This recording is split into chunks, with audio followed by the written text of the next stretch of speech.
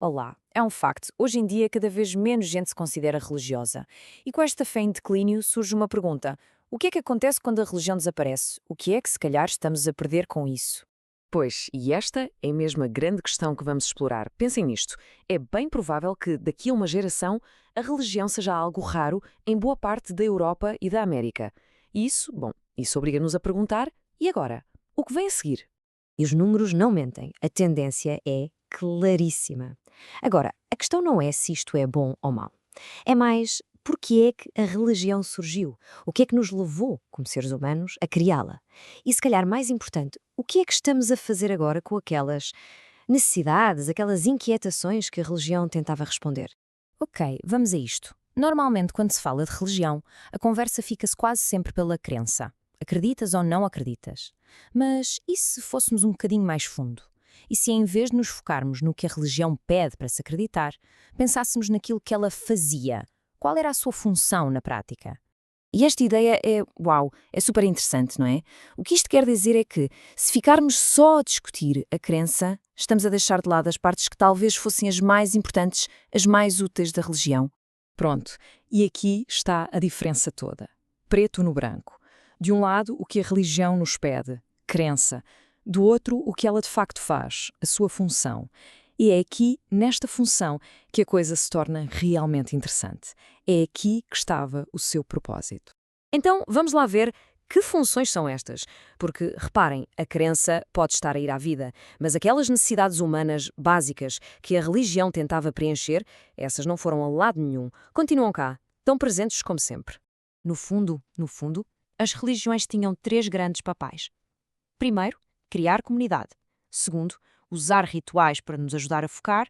E terceiro, usar a arte e a beleza para passar ideias importantes. Vamos ver cada uma delas. Vamos começar pela comunidade. Pensem na religião como uma espécie de anfitriã numa grande festa. Era ela que juntava toda a gente, os mais velhos e os mais novos, os patrões e os empregados, e fazia com que se vissem uns aos outros como pessoas. E no meio de tudo, ainda lhes dizia para se tratarem bem. A seguir, os rituais. A nossa cabeça, bem sabemos, está sempre a mil, a saltar de uma coisa para outra. Os rituais funcionavam como uma espécie de âncora. Eram uma ferramenta para nos obrigar a parar, a respirar fundo e a focar naquilo que é mesmo importante. E lembrar de que, exatamente, coisas que parecem simples, mas que são enormes.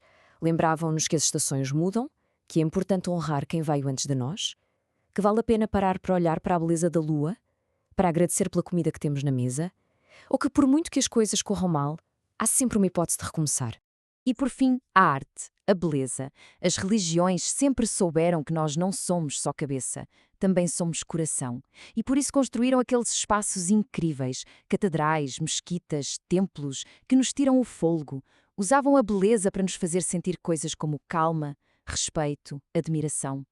A arte para eles não era só para ser bonita, tinha uma missão, lembrar-nos do que realmente importa. Ok, e isto tudo leva-nos aonde? Se a religião fazia estas coisas todas e agora está a desaparecer, a pergunta óbvia é: o que é que veio a ocupar este espaço? O que é que hoje em dia preenche estas necessidades no nosso mundo moderno e secular? É que esse é o ponto-chave, não é? As necessidades não desapareceram só porque a crença diminuiu.